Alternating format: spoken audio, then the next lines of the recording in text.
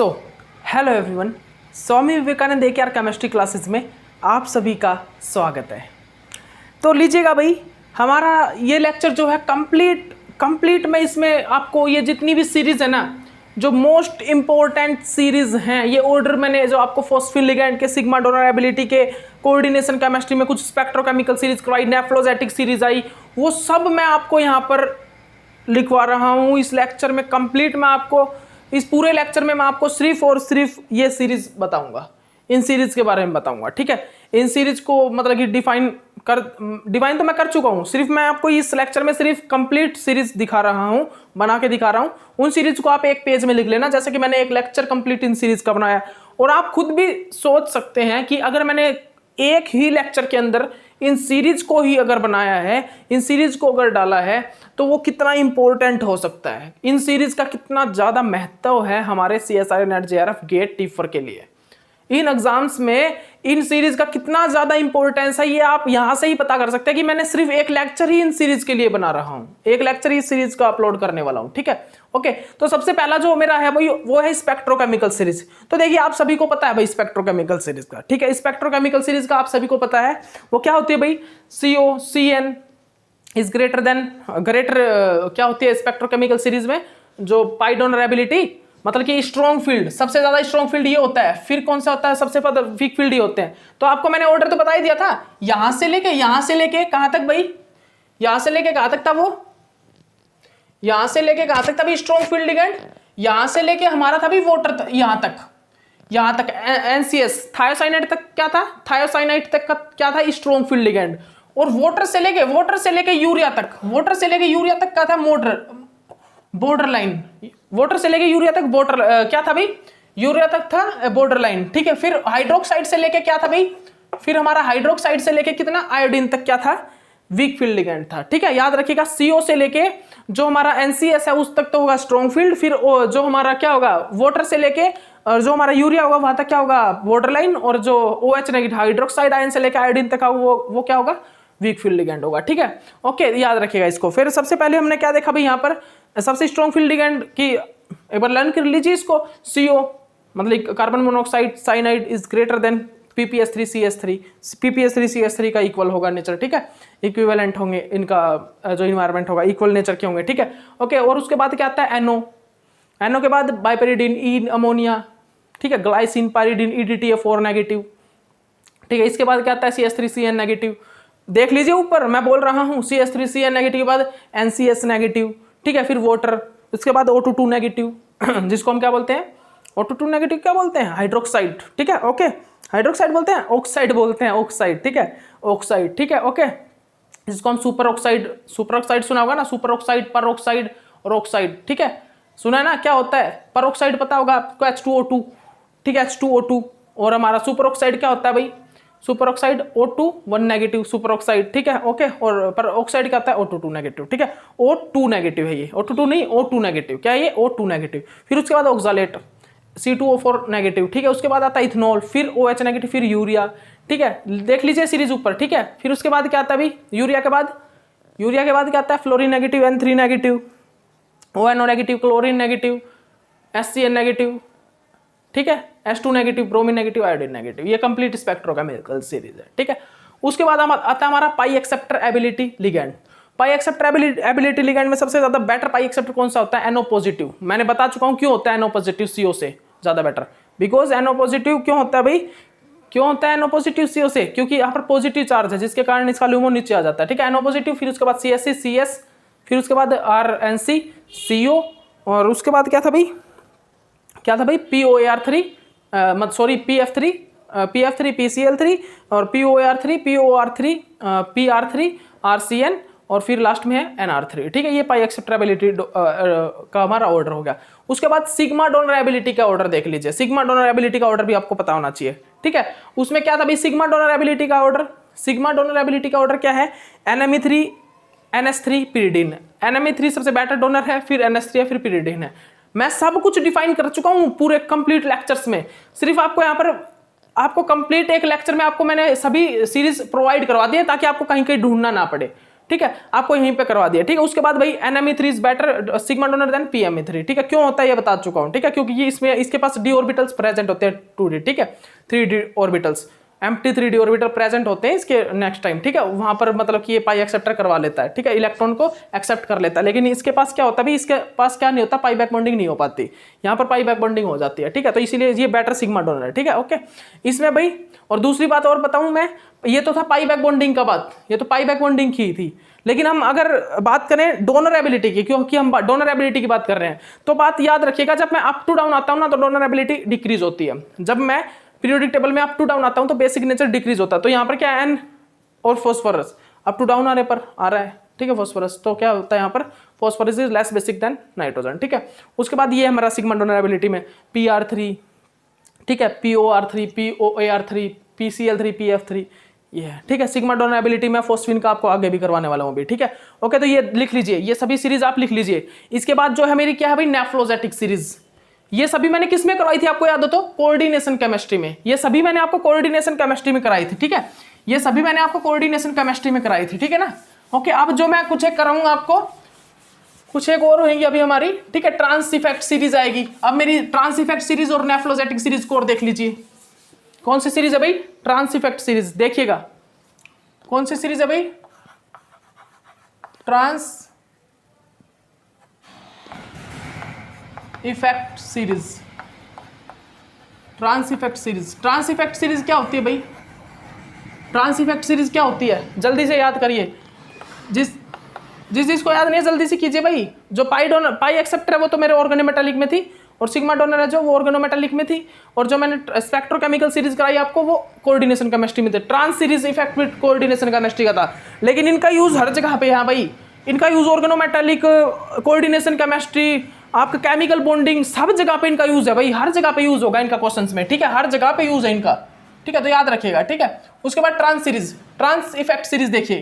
Trans effect series क्या भाई, Cn नेगेटिव, CO, NO, C2H4, इन सभी का इक्वल इफेक्ट होता है। ठीक है, उसके बाद क्या आता है भाई, PR3 और ये H नेगेटिव। कौन सा आता है भाई, PR3 और ये H नेगेटिव का सेम इफेक्ट होता है। ठीक है, फिर उसके बाद क्या आता है, फिर उसके बाद आता है भाई CS3 नेगेटिव। फिर क्या आता है, फिर क्या आता है भाई, SCNH2, SCNH2। ठीक है, फिर इसके बाद क्या आता है, इसके बाद आता है हमारा क्या, इसके बाद जनरली क्या आता है भाई, बताइए, आप बताइए, आपको तो याद होगा, याद होनी चाहिए सीरीज आपको। कंप्लीट याद नहीं है क्या सीरीज आपको, तो मैंने करवाई थी ये सीरीज। SCNH2 के बाद क्या आता है, फिनाइल आता है, C6H5 नेगेटिव। ठीक है, उसके बाद क्या आता है, उसके बाद क्या आता है भाई, आयोडीन आता है, क्या आता है, आयोडीन नेगेटिव। फिर क्या आता है, NO2 नेगेटिव।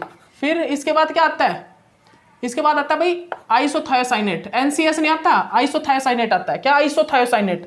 NO2 नेगेटिव के बाद आइसोथायोसाइनेट आता है ना, कि NCS। थायोसाइनेट नहीं आता, आइसोथायोसाइनेट आता है। ठीक है, ओके। फिर क्या आता है भाई, फिर हमारा ब्रोमीन नेगेटिव, क्लोरीन नेगेटिव, फिर हमारा आता है पिरीडीन, फिर हमारा क्या आता है RNH2, फिर हमारा आता है भाई NH3, और NH3 के बाद क्या आता है भाई, हमारा क्या आता है भाई, NH3 आता है, पिरीडीन,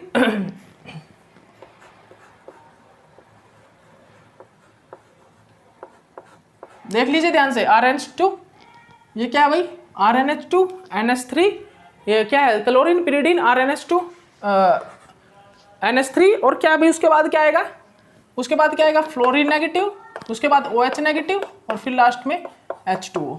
ठीक है, ये किसका है, ये ट्रांस इफेक्ट सीरीज है। ये हमारी कंप्लीट ट्रांस इफेक्ट सीरीज है। कौन सी सीरीज है भाई, ये ट्रांस इफेक्ट सीरीज है, जो कि कोऑर्डिनेशन केमिस्ट्री में हमने की थी। ठीक है, कोऑर्डिनेशन केमिस्ट्री में लास्ट पॉइंट यही था। ठीक है, ट्रांस इफेक्ट सीरीज का, जिसका ट्रांस इफेक्ट ज्यादा होगा उसके अपोजिट वाला बॉन्ड बिल्कुल वीक होगा जिस लिगैंड का। ठीक है, जैसे कि ये है भाई, ये मान लीजिए यहाँ पर कोबाल्ट और यहाँ पर क्या है, अमोनिया है। ठीक है, तो इसका ट्रांस इफेक्ट ज्यादा है तो ये बॉन्ड जो है वीक होगा। तो कोई भी, अगर कोई भी लिगैंड है, क्लोरीन है, तो वो कहाँ पर सब्सटीट्यूट होगा, यहाँ पर होगा। ठीक है, कोई भी, ठीक है, वो यहाँ पर सब्सटीट्यूट कर जाएगा। ठीक है ना, याद रखिएगा आप इस पॉइंट को। ओके, उसके बाद क्या, नेफ्लोजेटिक सीरीज है।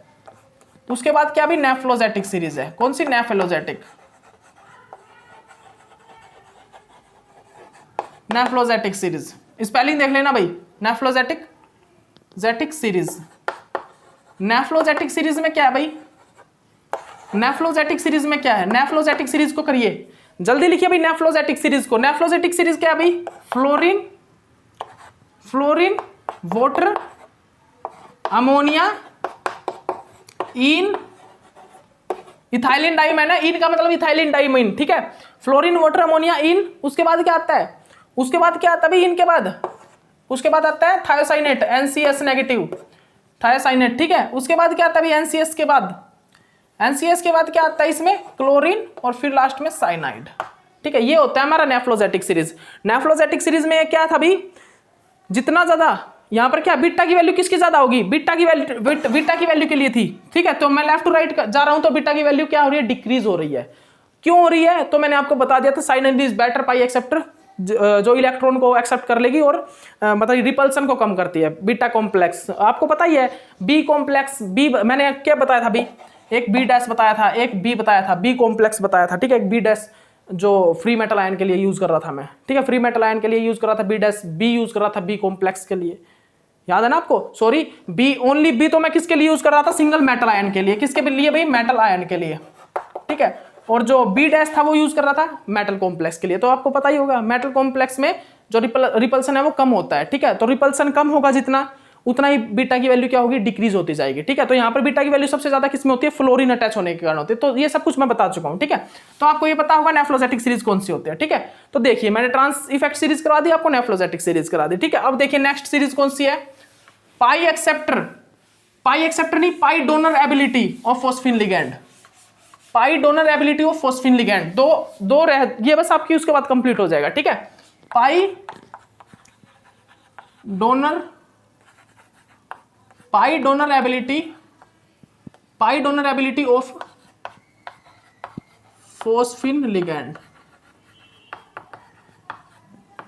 Of phosphine ligand, pi donor ability of phosphine ligand. अब जो मेरा क्वेश्चन है भाई वो किस चीज पर है, अब मेरा जो क्वेश्चन है वो है pi donor ability of phosphine ligand. तो pi donor ability of phosphine ligand में हमें क्या देखना होगा भाई, जल्दी बताइएगा। तो जो हमारा जो pi donor ability of phosphine ligand है उसका और कर लीजिए। वैसे तो मैंने पिछले लेक्चर में लिखवा दिया है, लेकिन मैं इस लेक्चर में सभी की सभी सीरीज करवा रहा हूं, इसलिए इसको भी लिख लीजिए, ठीक है।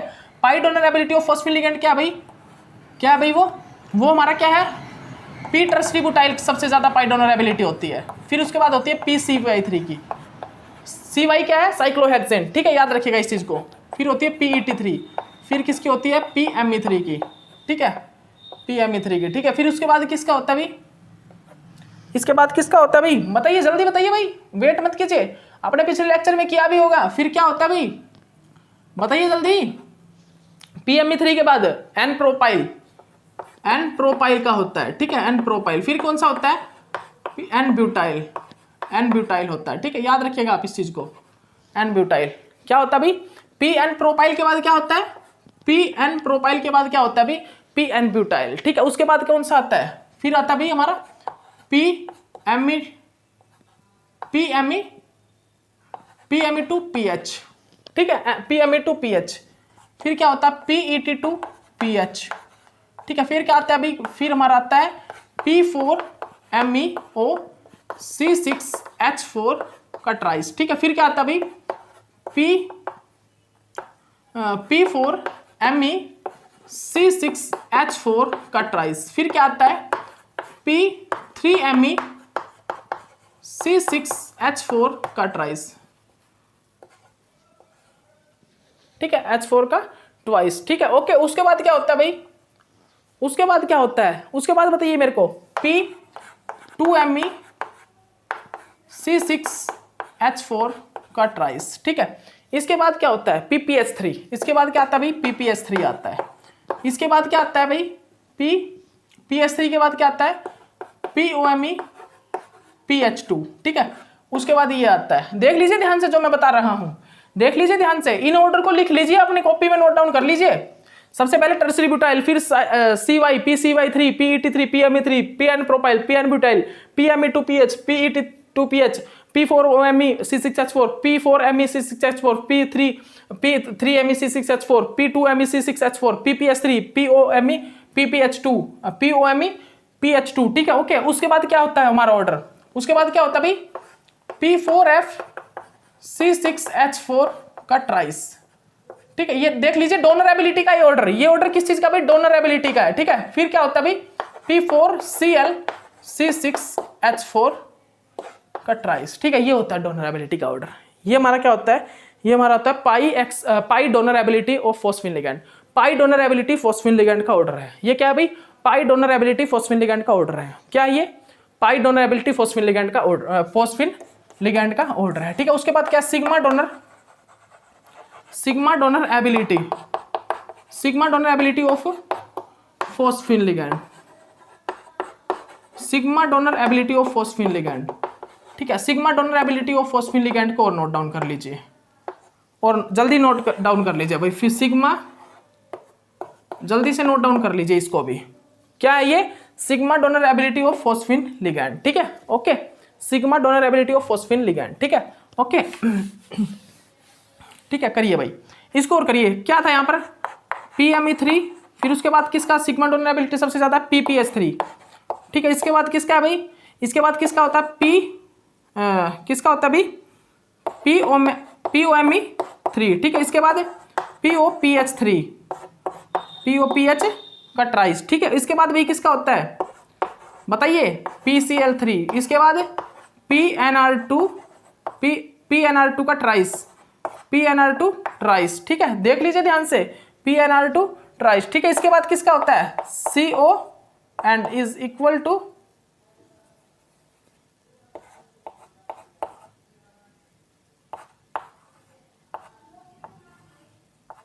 और ये लास्ट में किसका होता है भाई?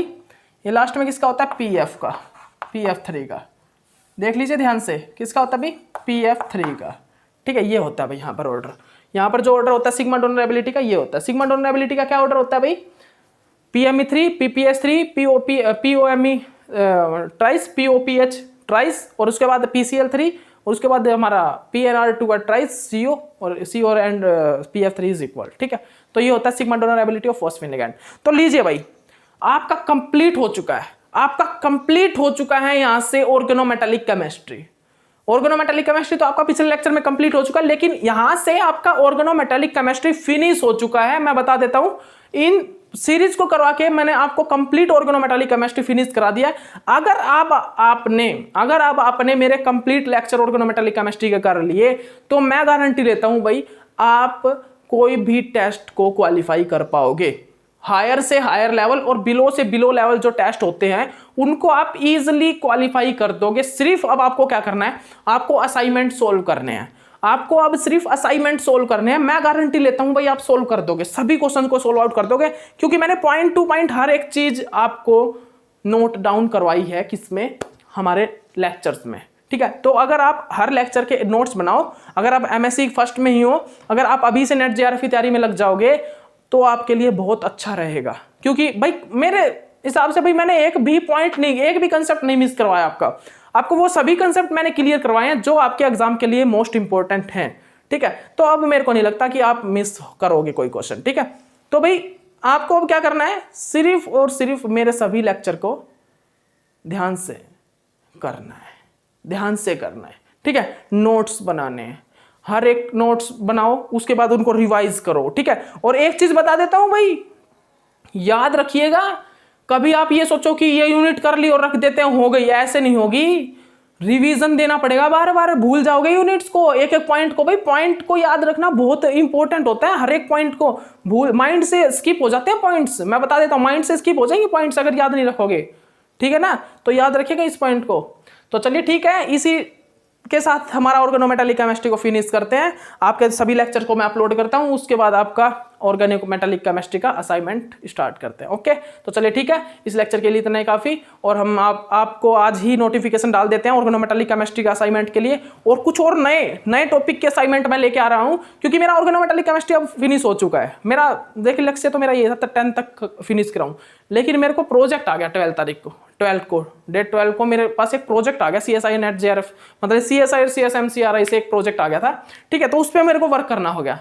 उस पर वर्क करने के कारण थोड़ा सा टाइम लगा, क्योंकि उस प्रोजेक्ट की मेरे को क्योंकि इंटरव्यू आ गया था वहाँ से इंटरव्यू आने के बाद उनको इंटरव्यू भी देना है। ठीक है, तो उस इंटरव्यू की थोड़ी प्रिपरेशन चल रही थी, क्योंकि वो जरूरी था भाई, रिसर्च करनी है। अब मेरा इंटरेस्ट है भाई रिसर्च में, रियलिटी बनाऊँ। लेकिन आपके लिए मैं आपको स्टडी करवाना नहीं छोड़ूंगा, टेंशन मत लीजिए, वो मैं फिर भी डालूंगा। जहाँ पर भी शिफ्ट होंगे अपने को क्या करना है, अपने हाथ में एक चौक है और एक बोर्ड है, ठीक है, मैं इतने में ही सिर्फ, ठीक है, और कुछ नहीं करना मेरे को। जो भी मेरा लिखा हुआ, जो भी मेरा नोट्स है, जो बुक्स हैं, उनको साथ शिफ्ट करना है सिर्फ, ठीक है। और मेरे को तो कुछ नहीं चाहिए आपके लिए, आपको मेरे को पढ़ाने के लिए, आपको स्टडी करवाने के लिए सिर्फ मेरे को मेरे नोट्स, मेरी बुक्स, बस चल गया काम अपना। मैं आपको पढ़ा दूंगा। मेरे को बेशक से आप जिंदगी भर गोद ले लीजिए पढ़ाने के लिए, मैं आपको जिंदगी भर पढ़ा दूंगा, लेकिन पढ़ाऊंगा जरूर। लेकिन 1-2 दिन अगर मैं बीच में मतलब कि आपको मैंने लेक्चर फिर भी डाले हैं, 1 डालू, 2 डालू, 3 डालू, 4 डालू, फिर भी मैंने लेक्चर डेली डाले हैं। कभी भी मैंने ऐसा नहीं किया लेक्चर नहीं डाले, लेक्चर फिर भी मैंने डाले हैं डेली, ठीक है। लेकिन बस वो थोड़े से मैं 10 लेक्चर डालता था, 8 लेक्चर,